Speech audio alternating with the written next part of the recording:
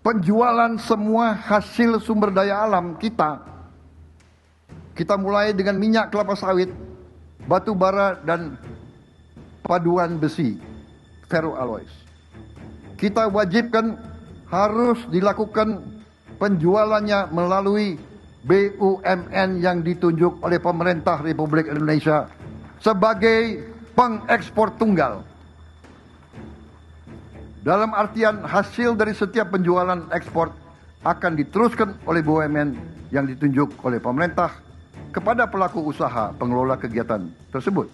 Itu adalah salah satu poin pidato Presiden Prabowo Subianto yang barangkali paling mengejutkan dalam rapat paripurna DPR kemarin.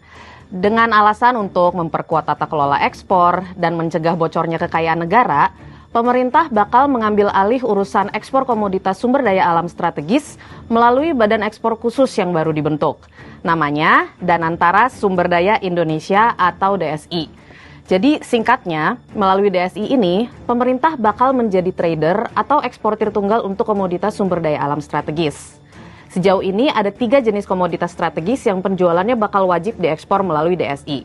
Ada kelapa sawit, batu bara, dan paduan besi atau ferroalloy. Nah, nggak menutup kemungkinan juga ke depan akan ada komoditas lain yang berpotensi ikut diekspor melalui DSI. Misalnya nikel. Nah, artinya apa? Mulai tahun depan, eksportir swasta yang selama ini menjual langsung produk komoditas mereka ke luar negeri, nggak bisa lagi melakukan ekspor secara langsung. Mereka harus melakukannya melalui DSI ini. Nah, lantas bagaimana sih kita perlu memahami isu ini? Yuk kita bahas. Menurut Chief Investment Officer Danantara Pandu Patria Syahrir, DSI akan mulai beroperasi pada 1 Juni 2026. Ini akan menjadi masa transisi yang berlangsung sampai 31 Desember 2026. Selama fase transisi itu, DSI akan berfungsi sebagai pengawas lalu lintas ekspor komoditas sumber daya alam strategis. Di fase ini, eksportir masih bisa berhubungan dengan pembeli di luar negeri, tapi dokumentasinya wajib lewat Danantara. Fungsi DSI di sini tidak langsung menjadi trader, tetapi sebagai pengawas untuk memastikan transaksi ekspor sejumlah komoditas yang dilakukan oleh swasta benar-benar dilakukan dan dilaporkan sesuai harga yang sebenar-benarnya. Berikutnya, fase kedua atau penerapan penuh yang akan berlangsung setelah 31 Desember 2026 alias tahun depan. Dalam fase ini, DSI akan sepenuhnya mengambil alih ekspor komoditas sumber daya alam strategis dan berperan sebagai trader. Caranya, DSI akan membeli produk komoditas sumber daya alam strategis dari para pelaku usaha dalam negeri sesuai harga pasar, kemudian mengekspornya ke luar negeri sesuai harga pasar. Berhubung ini badan baru, sebenarnya memang masih ada banyak pertanyaan yang belum terjawab. Misalnya yang paling penting nih, akan dari mana sih sumber modal untuk DSI ini beroperasi? Apalagi untuk jadi trader komoditas, DSI ini pastinya harus punya modal yang super besar untuk membeli komoditas dari dalam negeri, terus menjualnya lagi ke luar negeri. Nah, apakah ini bisa jadi beban biaya baru yang mesti ditanggung APBN? Danantara enggan menyampaikannya secara gamblang. Mereka hanya mengatakan bahwa pendapatan dari ekspor komoditas sumber daya alam strategis juga dapat digunakan untuk menjalankan bisnis DSI. Sebagai informasi, mengutip dokumen Direktorat Jenderal Administrasi Hukum Umum Kementerian Hukum, modal dasar DSI hanya 100 juta rupiah. Jumlah itu terdiri dari 399 lembar saham seri A senilai 99,75 juta rupiah dan 1 lembar saham seri B senilai 250.000 rupiah. Kenapa pemerintah sampai harus repot-repot mengambil alih urusan ekspor seperti ini? Menurut CEO Danantara Rosan Roslani, kebijakan ini ditempuh setelah pemerintah menemukan indikasi praktik manipulasi pelaporan ekspor, baik harga maupun volume, yang sering disebut dengan under-invoicing dan underpricing. Under-invoicing adalah praktik kecurangan dalam ekspor-impor, di mana eksportir atau importir melaporkan nilai atau harga barang pada invoice lebih rendah dari nilai transaksi yang sebenarnya. Sementara, underpricing adalah praktik penetapan atau penjualan suatu barang dengan harga yang lebih rendah daripada nilai pasar, biaya produksi, atau harga aslinya.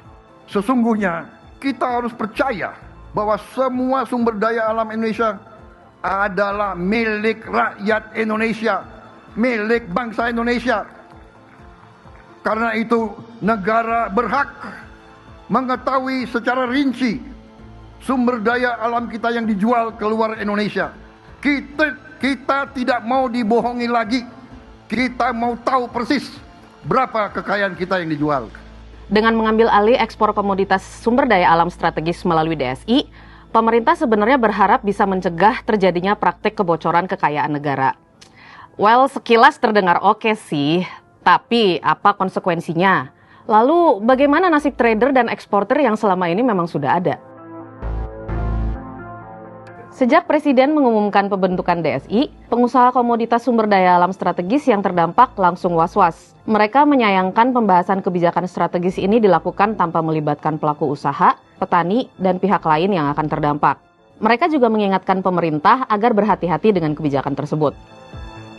Direktur Eksekutif Asosiasi Pertambangan Batubara Indonesia, Gita Mahyarani, mengingatkan, selama ini ekosistem dan rantai bisnis ekspor sumber daya alam sudah terbentuk. Di dalamnya ada banyak pihak yang terlibat, mulai dari produsen, pemegang izin pengangkutan dan penjualan, pembeli, surveyor, perbankan, perusahaan pelayaran, sampai pelabuhan. Langkah pemerintah mengambil alih ekspor sumber daya alam bisa berdampak pada ekosistem dan rantai pasok yang sudah existing. Ketua Umum Gabungan Pengusaha Kelapa Sawit Indonesia Edi Martono juga mengingatkan, Indonesia bisa saja kehilangan pasar ekspor CPO dan produk turunannya yang selama ini dikelola oleh perusahaan swasta. Importir di negara lain bisa saja berpaling ke negara produsen sawit lain. Jika hal itu terjadi, ekspor justru bisa turun sehingga negara tidak bisa memperoleh devisa dan pemasukan secara optimal. Faktanya, bukan hanya pengusaha, petani sawit melalui Persatuan Organisasi Petani Sawit Indonesia atau POPSI juga mengingatkan tentang bahaya munculnya ruang monopoli perdagangan, praktik rente, serta penguasaan rantai ekspor oleh kelompok-kelompok yang dekat dengan kekuasaan. Menurut POPSI, ada sejumlah kemiripan antara rancangan tata kelola ekspor sawit saat ini dengan pola tata niaga cengkeh pada Orde Baru. Pertama, adanya potensi monopoli jalur ekspor. Ketika negara menunjuk satu gatekeeper ekspor melalui BUMN, pelaku usaha swasta kehilangan akses langsung terhadap pembeli global.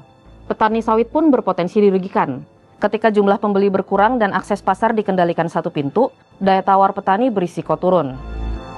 Kedua, pemerintah akan memiliki kontrol sangat besar terhadap harga dan volume perdagangan, termasuk pengaturan volume ekspor, waktu ekspor, hingga harga referensi. Situasi seperti ini rawan disalahgunakan dan berpotensi menciptakan ketidakpastian bagi pasar serta membuka risiko rente ekonomi. Sahabat Kompas, sejarah mencatat bahwa kendali tunggal atas perekonomian seringkali menjadi pedang bermata dua. Akankah Danantara Sumber Daya Indonesia menjadi solusi atas praktik underinvoicing dan kebocoran kekayaan negara, atau malah menjadi pemain tunggal yang sulit tersentuh oleh pengawasan dan pada akhirnya mematikan ekosistem swasta? Waktu yang akan membuktikan.